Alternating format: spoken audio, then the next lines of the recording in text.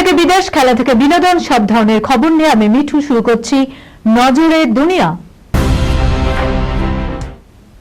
কাজাখস্তানে বিমান দুর্ঘটনার নেপথ্যে পাখির ধাক্কা, প্রকাশ্যে রোমহর্ষক ভিডিও। যান্ত্রিক ত্রুটি নয়, কাজাখস্তানে ভয়াবহ বিমান দুর্ঘটনার নেপথ্যে কি পাখির ধাক্কা? প্রাথমিকভাবে একাধিক সংবাদ মাধ্যম তেমনটাই দাবি করছে। বলা হচ্ছে আজারবাইজান এয়ারলাইন্সের বিমানটি মাঝ আকাশে এক ঝাঁক পাখির সঙ্গে ধাক্কা মারে, তারপরই সেটি নিয়ন্ত্রণ হারায়। এদিকে দুর্ঘটনার ঠিক আগের মুহূর্তে এক যাত্রীর করা রোমহর্ষক একটি ভিডিও প্রকাশ্যে এসেছে।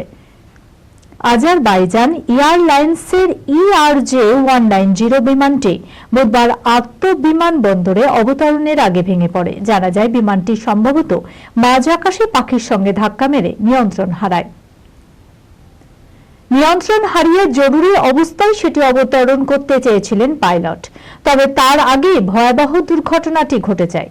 কাজাখস্তানের পরিবহন বিভাগের তরফে এক্স হ্যান্ডেলে দাবি করা হচ্ছে দুর্ঘটনাগ্রস্ত বিমানটিতে 62 জন যাত্রী ও 5 জন ক্রু মেম্বার ছিলেন। সব মিলিয়ে যাত্রীর সংখ্যা ছিল 67 জন। দুর্ঘটনায় এ পর্যন্ত 37 জনের মৃত্যুর খবর পাওয়া গেছে।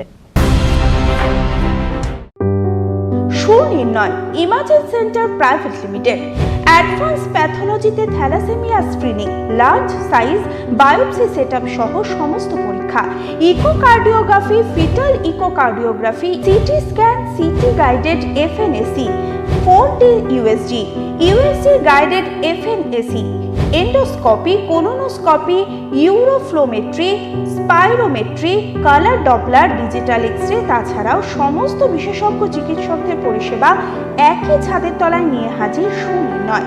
ঠিকানা 126/1 পিলখানা রোড, রানীবাগান, বহরমপুর, মুর্শিদাবাদ।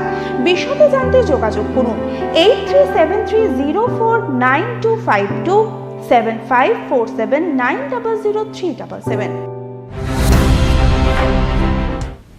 উত্তরাখণ্ডে গভীর খাদে পড়ল বাস, দুর্ঘটনায় মৃত কমপক্ষে 3, আহত 24 জন।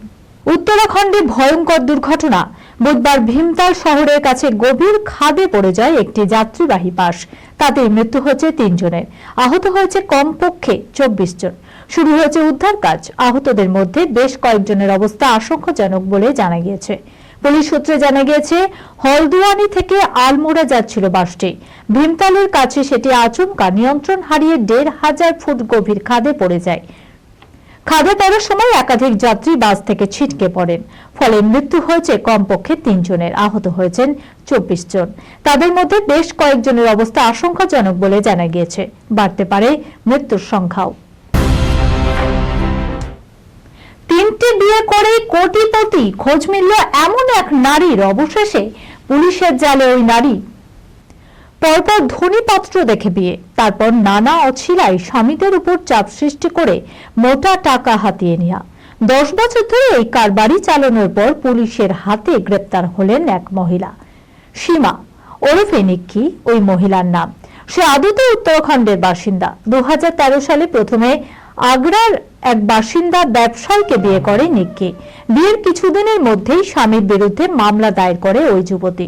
এরপর মিটমাটের জন্য 75 লক্ষ টাকা নেয় সে। এরপর আরো 2টি বিয়ে, তারপর কোটিপতি। তবে অবশেষে পুলিশের জালে ধরা পড়ে ওই মহিলা। বাংলাদেশ সচিবালয়ে ভয়াবহ অগ্নিকাণ্ড, মৃত্যু দমকল কর্মীর, নাশকতার আশঙ্কা ইউনিশ সরকারের। ঢাকায় বাংলাদেশ সচিবালয়ে ভয়াবহ অগ্নিকাণ্ড। 6 ঘন্টার পর নিয়ন্ত্রণে আসে আগুন। এ ঘটনায় মৃত্যু হয়েছে এক দমকল কর্মীর, আহত 2।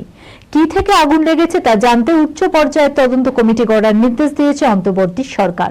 ইতিমধ্যে এই অগ্নিকাণ্ডের কারণ নিয়ে নানান জল্পনা দানা বাঁধছে। অনেকেই সন্দেহ করছেন যে গুরুত্বপূর্ণ গোপন নথি লোপাট করতেই আগুন লাগানো হয়েছে।